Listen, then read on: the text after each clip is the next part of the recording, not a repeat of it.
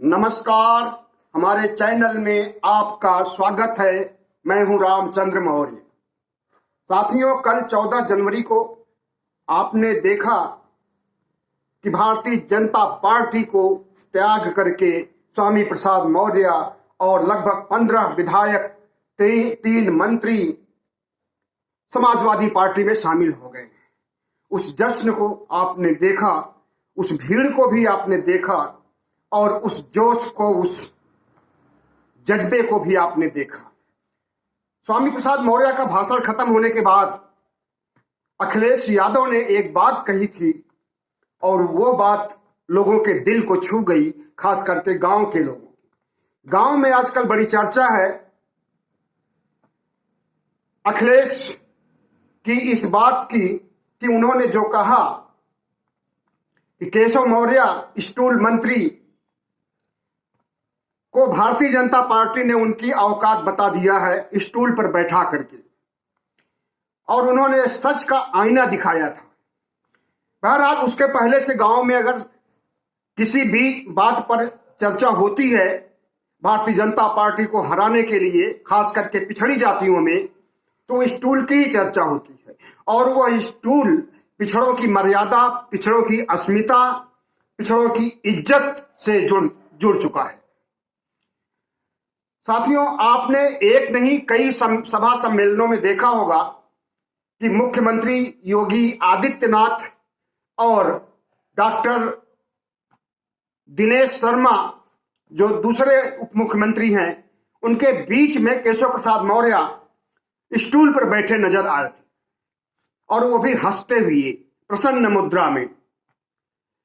मतलब उन्हें स्टूल पर बैठाए जाने का गम नहीं था, उन्हें अपना अपमान तो सहन करने की शक्ति थी, अपना अपमान सहन कर रहे थे, लेकिन जिसका प्रतिनिधित्व करते हैं, जिस पिछड़ी जाति का प्रतिनिधित्व करते हैं, उसका भी अपमान था। तो पिछड़ी जातियों के अपमान को बर्दाश्त कर लेने वाले केशव मौर्य क्या बहुत विशाल हृदय के माने जाएंगे, या फिर पिछड़ों के तथाकथित नेता माने जाएंगे, पिछड़ों के हितैषी नहीं माने जाएंगे, पिछड़ों की इज्जत को तार तार होते देखना चाहते हैं, और पिछड़ों की अस्मिता के सामने प्रश्न चिन्ह बन चुके हैं केशव प्रसाद मौर्य। उन्हें फिलहाल सिराथू से टिकट दिया गया है, और लेकिन सिराथू में भी इस बात को लेकर के, इस टूल की बात को लेकर के और आवारा पशुओं की समस्या को लेकर के गांव के लोग, खास करके पिछड़ी जातियों, दलित, खेतिहर समाज के, मजदूर समाज के लोग भारतीय जनता पार्टी से बहुत ही खफा हैं। और जैसी स्थितियां वहां देखी जा रही हैं, ऐसे में लगता है कि केशव प्रसाद मौर्य वहां से चुनाव हार भी सकते हैं, और अगर हारते हैं तो ये एक बहुत बड़ा संदेश जाएगा स्टूल पर बैठ करके पिछड़ों की मर्यादा को तार तार करने के लिए, और पिछड़ों की इज्जत आबरू को लूटते हुए देख करके भाजपा के हाथों, आरएसएस के हाथों, हिंदू संगठनों के हाथों, हिंदू राष्ट्र बनाने वाले सांप्रदायिक शक्तियों के आगे अगर केशव प्रसाद मौर्य झुक जाते हैं और स्टूल पर बैठ जाते हैं, तो ये बहुत ही चिंता का विषय है। और इस पर सिर्फ सिराथू विधानसभा क्षेत्र में नहीं, बल्कि पूरे उत्तर प्रदेश में इसे एक बड़ा मुद्दा बनाया जाना चाहिए कि जो व्यक्ति पिछड़ों के साथ नहीं है, जिसकी पिछड़ों के लिए कोई चिंता नहीं है, जो पिछड़ों की इज्जत को तार तार करता है स्टूल पर बैठ करके। स्टूल पर बैठना एक ब्राह्मणवाद और पिछड़ावाद के बीच का बहुत बड़ा जंग है। ब्राह्मणवाद दिखाना चाहता है कि तुम नीच हो और नीच की तरह नीचे ही बैठो, और पिछड़ावाद सिर उठा करके चलना चाहता है, खुली हवा में सांस लेना चाहता है, तरक्की करना चाहता है, अपने अधिकार पाना चाहता है, और राष्ट्र की मुख्य धारा में मिल करके राष्ट्र को योगदान देना चाहता है। लेकिन इन चीजों से अभी तक पिछड़े वर्ग को अलग थलग रखा गया था, और इसी इच्छा शक्ति की वजह से पिछड़ों की भावनाओं को समझ करके 54% आबादी वाली कौम जाति की भावनाओं को रखने के लिए ही स्वामी प्रसाद मौर्य ने इतना बड़ा कदम उठाया है और उनके कदम का हर जगह स्वागत भी हो रहा है, खास करके गांव में जहां पर पिछड़ी जातियों की बहुसंख्यक आबादी रहती है। तो स्टूल का मामला और आवारा पशुओं का मामला गांव में सबसे बड़ा मुद्दा है। इसके अलावा महंगाई भी है, कोरोना से हुई मौतें भी हैं, स्वास्थ्य इंफ्रास्ट्रक्चर और बद इंतजामी के लिए नाराजगी भी है, बेरोजगारों में रोजगार की नाराजगी है। तो इसकी वजह से भारतीय जनता पार्टी की हालत खराब हो चुकी है और उसे सूझ नहीं रहा है कि अब पिछड़ावाद के मुद्दे को धराशायी करने के लिए वो कौन सा ब्रह्मास्त्र चलाए।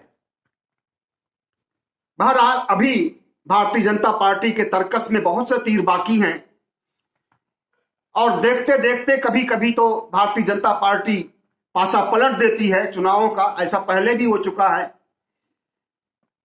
राष्ट्रवाद का मुद्दा उछाल दिया जाएगा, सेना पर आतंकी हमला करवा दिया जाएगा या पाकिस्तान पर हमले की बात कही जाएगी या पीओके पर कब्जे की बात कही जाएगी या कोई बम ब्लास्ट बड़ा करा दिया जाएगा और उसको राष्ट्रवाद से जोड़ दिया जाएगा।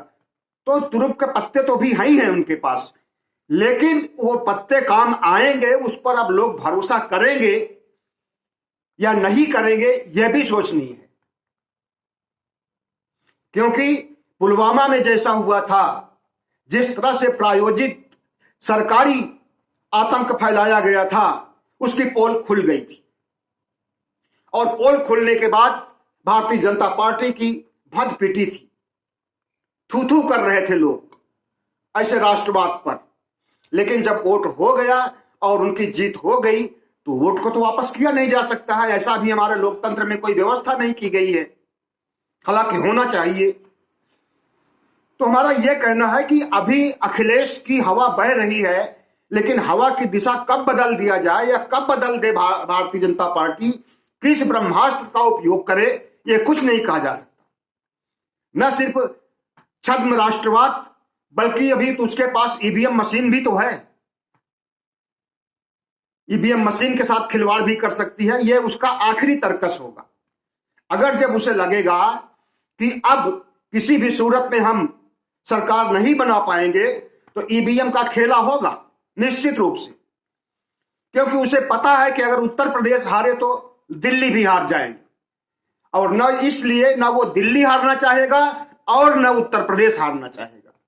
इसके लिए ईवीएम का खेला हो सकता है, बहुत कुछ संभव है, क्योंकि अभी पासा पलटा हुआ है। अभी भारतीय जनता पार्टी की हालत खराब हुई है, अभी हालत उसकी पतली हुई है, लेकिन कब वो फिर से पासे को पलट दे और अपनी हवा बनाए, अपनी छवि बनाए और भारतीय जनता पार्टी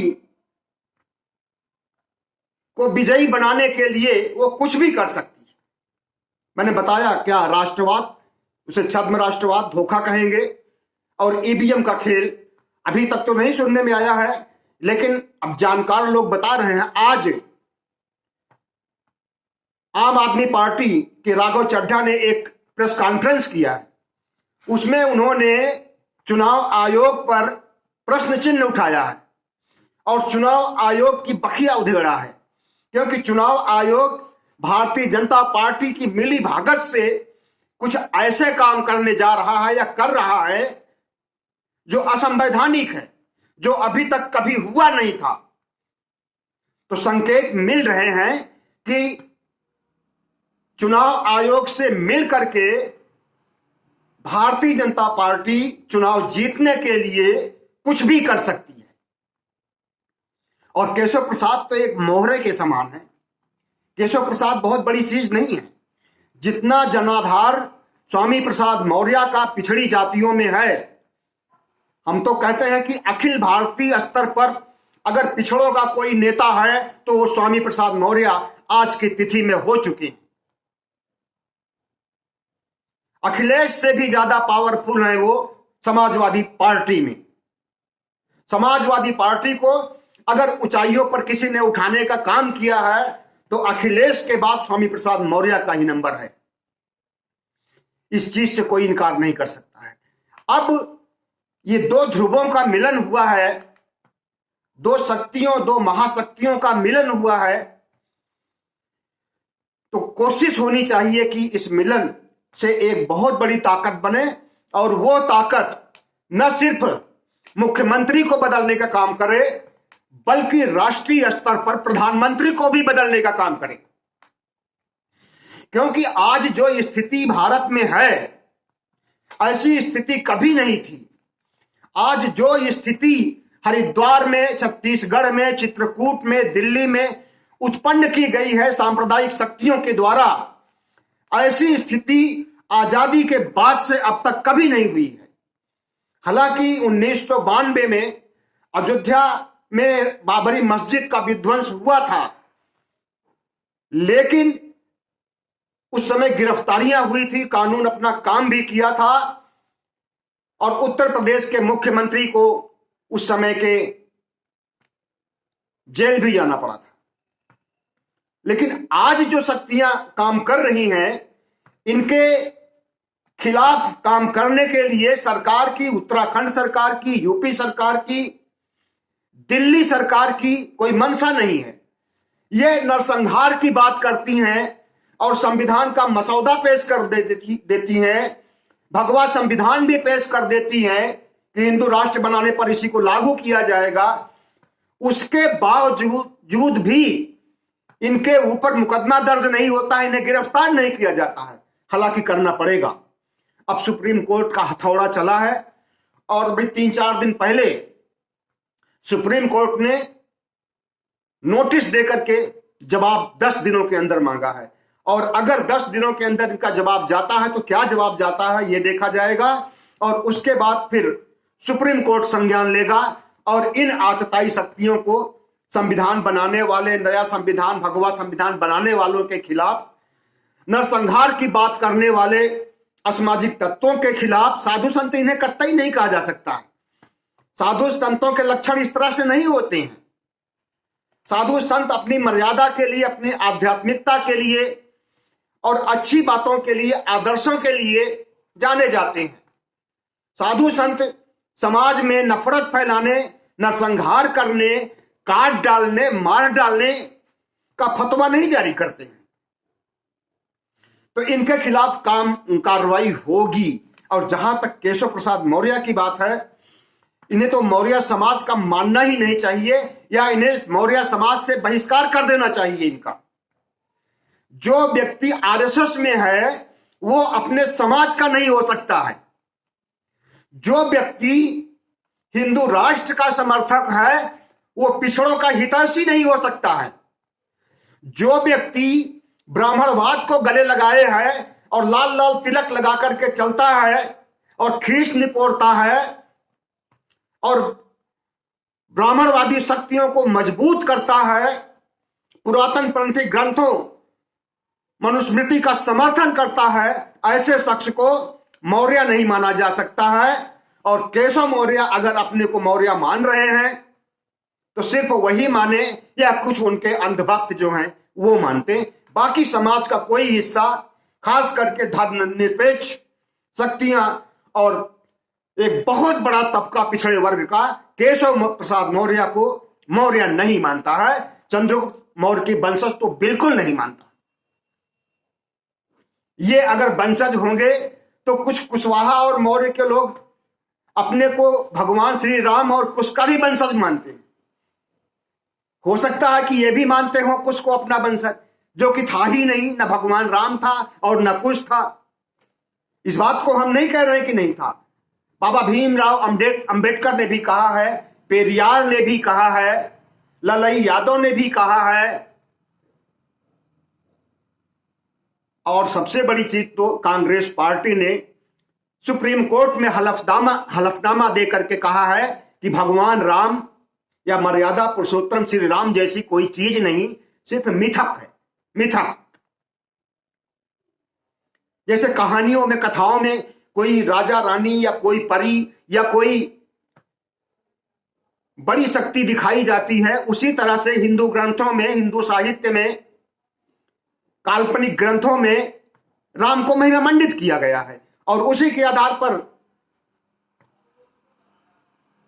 सांप्रदायिक शक्तियों ने इन्हें भगवान मान लिया और उनका प्रचार किया और इतना प्रचार किया, कहा जाता है कि एक झूठ को 1000 बार बोलने पर वो भी सच जैसा लगने लगता है। तो भगवान राम यही है, 1000 बार नहीं तो लाखों करोड़ों बार बोला गया इसको, इसलिए सही लगने लगा। लेकिन न इसका कहीं इतिहास में उल्लेख मिलता है और न जनश्रुतियों में मिलता है और न संविधान में मिलता है।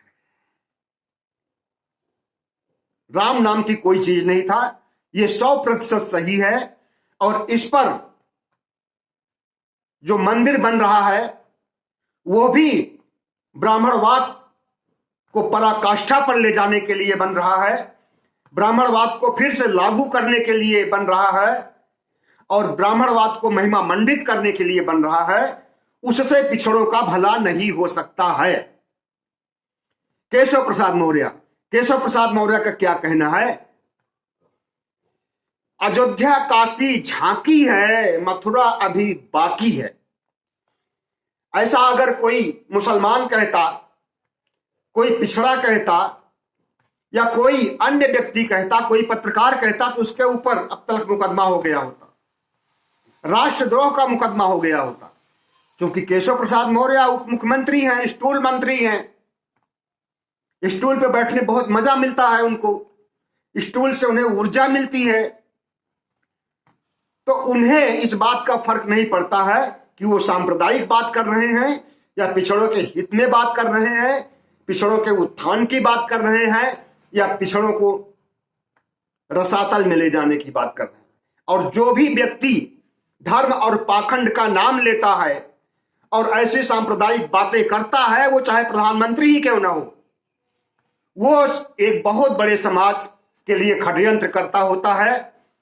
पिछड़े समाज, दलित समाज, अल्पसंख्यक समाज के खिलाफ काम करता है। इस बात को पिछड़ों को, दलितों को, अल्पसंख्यकों को सोचना चाहिए। और जितनी भागीदारी है इन लोगों की, इसके अनुसार प्रधानमंत्री जैसे पद पर ऐसे व्यक्ति को नहीं बैठने देना चाहिए जो मंदिरों में जाकर के घंटा हिलाता है, कोरिद्वार का उद्घाटन करता है और 7 घंटे में 7 बार पोशाक चेंज करता है, गंगा में, प्रदूषित गंगा में जिसमें लाखों लाशें तैरती थी, उसमें जाकर के डुबकी लगाता है।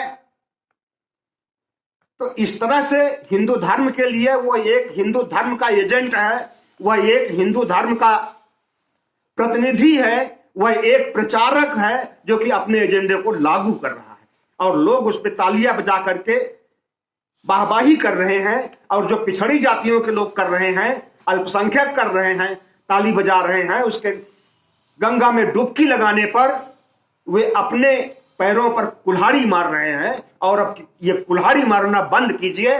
और इनके अंधविश्वास पाखंड की पोल खुल चुकी है, इनके हिंदू राष्ट्र की पोल खुल चुकी है। और अगर अब नहीं सुधरे तो कभी नहीं सुधरोगे और ये हमेशा के लिए गुलाम बना देंगे हिंदू राष्ट्र बना करके। जैसे पहले ब्राह्मण, क्षत्रिय, वैश्य, शूद्र और 6-7 हजार जातियों में बांट करके एक बड़े तबके को, एक बड़ी जनसंख्या को गरीब बनाए रखा, गरीबी रेखा के नीचे रखा, उनके शिक्षा के अधिकार से उनको वंचित रखा। उसी तरह से ये फिर उसी युग में ले जाना चाहते हैं। इस बात को गांठ बंद कर रख लीजिए, पिछड़ी जातियों के लोगों, अल्पसंख्यकों और दलितों। तो इनकी सांप्रदायिक सोच, केशव प्रसाद मौर्य की और भारतीय जनता पार्टी की, इससे मुक्ति पाने और इनकी झांकी को नष्ट करने, और मथुरा बाकी है, वहां पर कोई उपद्रव न मचाने के लिए, कोई फिर से नरसंहार न करने के लिए, मुस्लिम समुदाय को बचाने के लिए इनको सबक सिखाना होगा। और वो सबसे अच्छा है वोट पर चोट। भारतीय जनता पार्टी इसी से सुधरती है, इसी से उसकी अकल ठिकाने पर आती है। किसानों ने भी ऐसे ही करके जीत हासिल किया है और वही काम किसानों की तर्ज पर चल करके ओबीसी एससी एसटी को करना है कि इनके वोट पर चोट कीजिए, इनको एक भी वोट नहीं दीजिए जो धार्मिक बातें करती हैं, धर्मांधता की बातें करती हैं, सांप्रदायिकता की बात करती हैं, काट डालने की बात करती हैं, नरसंहार करने की बात करती हैं, हिंदू राष्ट्र बनाने की बात करती हैं और पिछड़ों के विकास के लिए, पिछड़ों की उन्नति के लिए, पिछड़ों की शिक्षा के लिए, पिछड़ों की तरक्की के लिए इनके पास कोई कार्य योजना नहीं होती। तो इनका कहना है उत्तर प्रदेश में कि अब की बार 300 पार।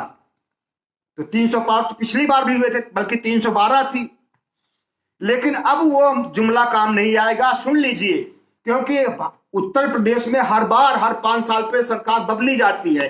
किसी भी सरकार से उत्तर प्रदेश की जनता खुश नहीं होती है, इसलिए तुम्हारी हार निश्चित है। और ये जो 300 पार की बात कर रहे हो, हरियाणा में भी तुमने 70 पार की बात कही थी और मिला कितना? 47 सीट।